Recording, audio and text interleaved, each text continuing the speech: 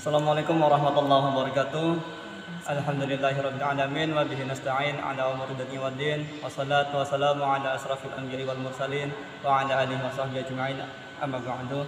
Alhamdulillah pada hari ini kita bisa kembali di Teras Kita Podcast, dan alhamdulillah pada hari ini kita kedatangan tamu dari Rumah Zakat, dan beliau adalah salah satu warga Desa Kedung Dawa di Perumahan Gria Mukti Asri. Ya, beliau adalah Ibu Dian yang juga sebagai relawan Rumah Zakat. Boleh diceritakan Rumah Zakat itu seperti apa, Bu? Rumah Zakat itu sebuah lembaga ziswaf, ya, zakat, infak, sedekah dan wakaf, yang mengumpulkan donasi dari masyarakat, ya, berupa ziswaf, dan kemudian menyalurkannya kembali kepada yang berhak. Gitu. Oke. Itu kantornya di mana untuk Rumah Zakat itu? Kantor cabang Rumah Zakat di Cirebon itu di Jalan Kejaksaan, dekat stasiun Kejaksaan. Oh, dekat stasiun Sebelah Kejaksaan. timurnya stasiun Kejaksaan. Kalau kantor pusatnya di Bandung. Kantor pusatnya di Bandung. Iya. Oke. Terus program Rumah Zakat yang telah dilaksanakan khususnya di Blok Udang apa, Bu? Jadi saya sampaikan dulu bahwa Rumah Zakat itu punya program namanya program Desa Berdaya. Desa Berdaya. Program pemberdayaan di desa, ya. Untuk se-Indonesia itu sudah ada 1.600-an desa berdaya, ya, di 33 provinsi, ya, di Indonesia. Nah, di Cirebon itu juga sudah ada sekitar 6, kalau tidak salah, ya, 6 desa. Termasuk salah satunya itu di Desa Kedung Dawa, ya. Desa Kedung Dawa. Nah, saya mulai program Desa Berdaya di Kedung Dawa ini tahun 2019. 2019. Di Desa Berdaya. Di awal apa di akhir 2019? Di sekitar bulan Februari kalau nggak Februari, salah. berarti di awal tahun. Februari 2019. Oke. Nah, apa yang telah dilaksanakan secara umum di Kedung Dawa dan secara khusus di Blok Kepudang? Yang telah dilaksanakan dari tahun 2019 itu pemberian beasiswa, ya, untuk anak-anak yatim, ya, dari ini di seluruh desa ada, ya, terutama kalau di Desa Kedung Dawa itu terutama banyak anak-anak itu dari Bolok Kliwonan dan Irigasi. Oh, Kliwonan dan Irigasi. Dari Kepudang itu dulu ada, ya, cuma sekarang sudah pada tidak bergabung lagi, gitu. Nah, itu untuk anak-anak, ada 34 anak di Desa Kedung Dawa yang mereka itu mendapat beasiswa dan pembinaan dari Rumah Zakat. Nah, itu untuk yang beasiswa itu sistemnya mengajukan atau Rumah Zakat yang menyalurkan atau gimana sistem penyalurannya? Karena saya dulu, ini kan program dari kantor cabang, ya, sebenarnya. Kalau saya waktu itu hanya mengajukan anak-anak yang berada di Desa Kepudang. Ya, karena memang arahan dari Pak Kepala Desa itu atau Pak Puluh bahwa program Desa Berdaya itu mungkin lebih banyak persentasenya itu di Kepudang. Jadi waktu itu saya cari anak-anak yang yatim, ya, berdasarkan data dari Pak RW gitu, untuk diajukan mendapat beasiswa. Itu, ya, yang pernah dilakukan. Itu kan dari beasiswa atau apa lagi? Terus kemudian program lainnya, ya, lainnya itu program kesehatan. Di program kesehatan itu ada pemberian bantuan ke posyandu, ya. Ada pemberian makanan tambahan, siaga gizi untuk anak-anak balita yang timbangannya di bawah garis merah. Kemudian pemberian alat peraga edukatif untuk 6 posyandu yang ada di Desa Kedung Dawa. Ada 6 kan posyandu di sini. Terus kemudian juga pembuatan kebun gizi di salah satu posyandu, yaitu di Posyandu Manggis. Terus kemudian pelatihan untuk para kader yang pernah dilakukan bekerja sama dengan Puskesmas. Jadi untuk program kesehatan kita bekerja sama dengan Puskesmas. Dan sekarang ini yang sedang mulai dilakukan itu program Ramah Lansia. Lansia. Kemudian program yang lainnya, program ekonomi, yaitu pemberian bantuan berupa modal usaha dan sarana usaha untuk para pedagang kecil, ya, yang ada di Desa Kedung Dawa. Iya. Terus sekitar 10 orang yang pernah mendapatkan bantuan itu.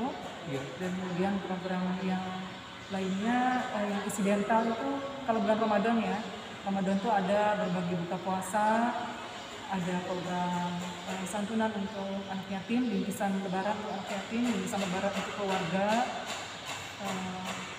Itu ya. Ya.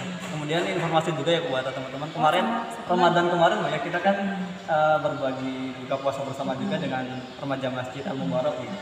Terus tadi satu lagi apa? Yang belum tadi disebutkan toilet ya, pembuatan toilet sehat keluarga. Jadi kan di gudang ini masih ada warga-warga yang belum punya toilet sehat ya. Iya.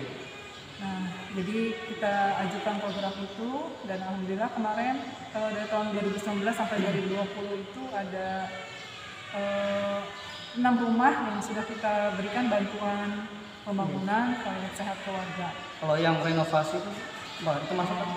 Kalau yang renovasi yang kemarin itu pembuatan toilet di salah satu musola, ya, di musola Awalun, kemudian rehab, bantuan semen istilahnya, bantuan sedekah semen, itu untuk musola di Ar-Rahman. Nah kalau itu dari Yayasan Masjid Nusantara, tapi masih juga mitranya Rumah Zakat. Oke. Kemudian sama Majelis Taklim yang diinisiasi oleh Rumah Zakat, oleh Dewan Inspirasi maupun support untuk Majelis Taklim dan juga silaturahmi tokoh-tokoh ya, tokoh-tokoh agama, beberapa ustadz gitu, kita silaturahmi. Nah, sebenarnya goals akhirnya itu, tujuan akhir dari Rumah Zakat seperti apa? Goals atau tujuan dari Desa Berdaya ya, khususnya ya. Tujuan itu adalah bagaimana kita bisa membangun kemandirian ya, kalau khusus ekonominya itu kemandirian dari masyarakat gitu, mereka yang berusaha ya di bidang ekonomi, itu bagaimana ekonominya bisa berkembang ya, dagangnya misalnya dagangnya bisa berkembang, bisa maju ya. Kemudian juga yang tadinya mustahik ya, yang menerima zakat kemudian menjadi muzaki, orang yang menerima zakat. Nah itu. Kemudian kalau untuk kegiatan keagamaan ya kita berharap bisa mendorong ya, kegiatan keagamaan, mensupport ya, kegiatan keagamaan yang sudah berlangsung di masyarakat. Kemudian juga kita ingin ya itu mendorong inisiatif dari masyarakat, memecahkan masalah di desa. Nah, kemudian pendekatan Desa Berdaya ini seperti apa kepada masyarakat? Ya melalui program-program itu tadi. Melalui program-program yang sudah ekonomi, program kesehatan, program keagamaan, pendidikan juga sebenarnya ada pendidikan, cuma saya nggak ambil pendidikan. Lebih ke apa tuh program? Pendidikan misalnya rumah Quran, pembentukan rumah Quran, kemudian support untuk guru-guru ngaji, guru-guru TPA, gitu. Bantuan Al-Quran. Bantuan Al-Quran juga pernah kita berikan di Musola Al-Kalam waktu itu, sama di kelompok pengajiannya Ustadz Mahal. Oh iya. Nah, itu pernah. Itu di 2019 itu. 2019. Nah, kemudian mitra dari Rumah Zakat ini apa? Perseorangan kah, lembaga kah, badan hukum atau seperti apa? Mitranya perseorangan juga bisa. Jadi misalnya ada donatur yang dia berzakat atau berinfak di Rumah Zakat gitu. Kemudian nanti dananya kita salurkan untuk program-program pemberdayaan yang sifatnya charity maupun yang pemberdayaan. Kemudian juga perusahaan. Nah, tadi kan mitranya, jadi cara berdonasi di Rumah Zakat seperti apa?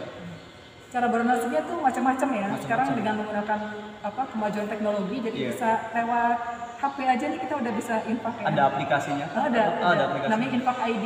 Infak ID. Infak ID ya, infak.id itu bisa mulai dari 10.000 ya sampai yang jumlahnya besar, itu tinggal pencet-pencet aja.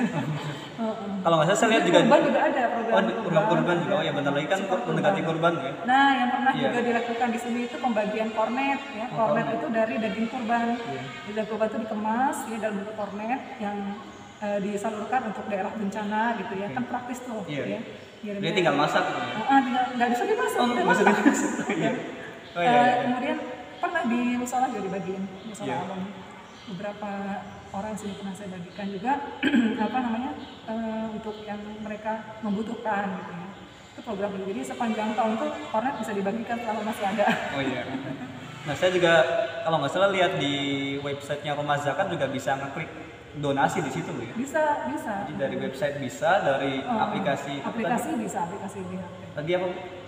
aplikasi infak.id. infak.id. Macam-macam. Jadi kita tuh di platform-platform untuk berinfak itu banyak ya. Banyak. Misalnya kalau belanja di misalnya di salah satu gerai Allshop ya misalnya. Allshop juga bisa. Misalnya itu nanti itu juga ada buat infaknya. Bisa. Jadi sudah bekerja sama dengan berbagai macam ya, untuk cara berdonasinya. Ya, mungkin ini pertanyaan terakhir, Bu.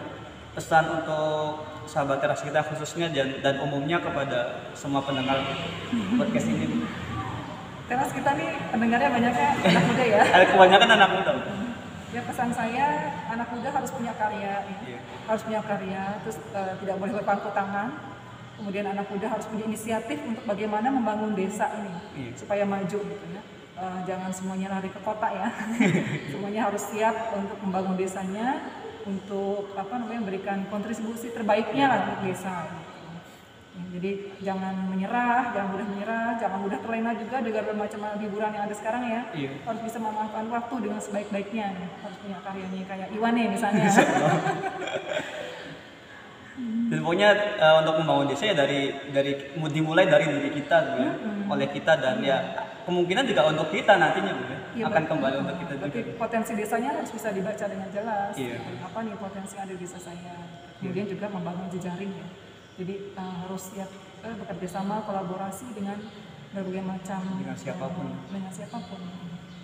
Saya mungkin ini penutup ya.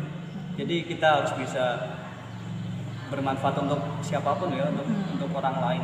Kita harus prinsip hidup kita itu harus seperti itu, harus bisa memberikan manfaat sekecil apapun. Oke. Ibu Dian, saya ucapkan terima kasih sudah berbagi di Teras Kita Podcast pada hari ini. Semoga bisa bermanfaat untuk kami khususnya dan umumnya kepada semua pendengar Teras Kita Podcast. Terima kasih untuk hari ini. Jangan lupa untuk klik like, komen, dan share. Kemudian bisa bantu untuk ingatkan subscribe. Oh iya. Nanti saya share. Oke. Terima kasih. Teman-teman jangan lupa klik subscribe dan klik lonceng untuk mengikuti video-video selanjutnya. Terima kasih untuk hari ini. Assalamualaikum warahmatullahi wabarakatuh.